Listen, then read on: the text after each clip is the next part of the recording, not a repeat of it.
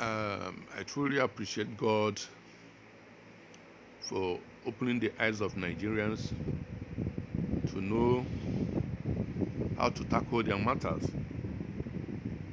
because all these political grass cutters who see politics as a business, who see politics as another way of making fast money without thinking of their people, God have finally opened their nyash, that Nigerians will know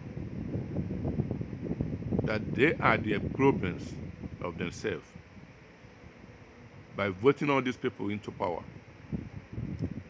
So I don't have much to say than to leave you to watch the political interview granted to our brother Mr. Kenneth Okonkwo and what he says about it. If today is your first time of coming across our channel, please like, comment, share, subscribe, and put on the notification bell. Here is the news in details. On the politics, vote by. Does your party, the Labour Party, with Peter Obi leading the guard in your party, holding the flag of your party, do you have what it takes to be able to stand shoulder to shoulder with the so-called bigger political parties money-wise? Well, first of all, we have this our slogan, we don't give shishi. And it's a slogan that the Nigerian people gave to us. We did not even say it. It was the obedience that came up with that slogan. And what it means is that Nigerians are not going to succumb to the blackmail of vote buyers. They are tired. I've given you an example of my friend from Kebbi State, Comrade Dasama. He said the mother died and they told him he should not come home because of terrorists. His sister, the elder sister, died and they told him he shouldn't come home because terrorists would kill him. And he said after that, he discovered that no more. He has been voting tribe, he has been voting religion, but now he wants to vote for his freedom. That in 2023, he will no longer do that.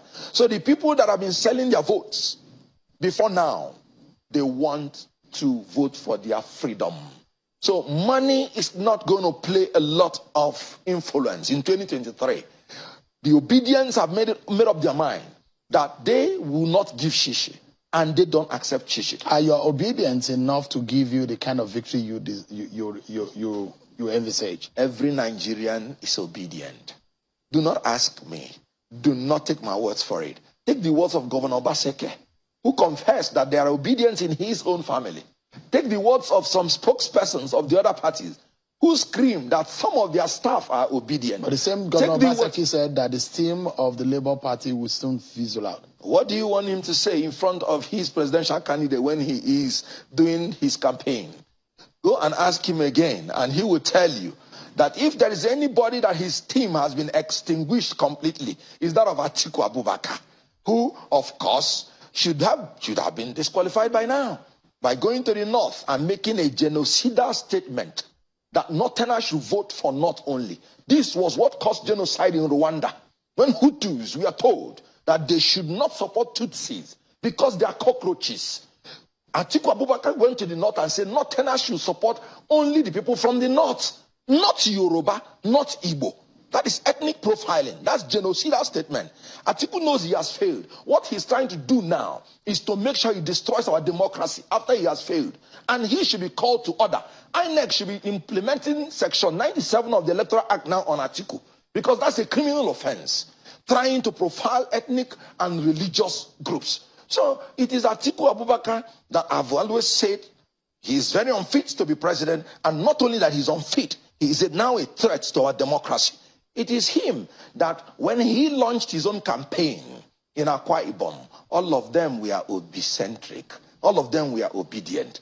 What other evidence do you want me to say? They were singing the redemption song Obi Kere Kere Kerenke in the flag off of PDP campaign.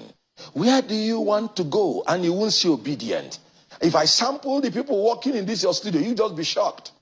That even inside the heart of Shehu Kimbaloye, he may just be obedient. In his heart, you're entitled to your thoughts. You may not just tell me. Well, you never can tell because Yes, I never can tell, but I said in your thoughts. The Nigerian blood runs deep in my veins, and for the last few election cycle, I'm just so blank on voting. I've not voted in the last 4 election cycle because I'm always on my job. So I've given up in voting for anybody or trusting any politicians at that. I just allow them do their jobs. But the question is, how penetrative is the obedient movement? All right. In the very nook and crannies, because those who are going to make the majority of the vote are not those we see in the metropolis, on the street of Abuja, on the street of Lagos, on the street of Uyo, or on the street of Ilorin, the metropolis. That is not where you perhaps get a larger chunk of the vote. You probably will get it in those nook and crannies of Nigeria. And if anything, by the figures of INEC is to go by, you look at 76.56% of youth population in the new 12 million registered voters. Out of that, you have 40.87%. That's over 3 million that are students. How much of that figure do you think you can lure to be obedient?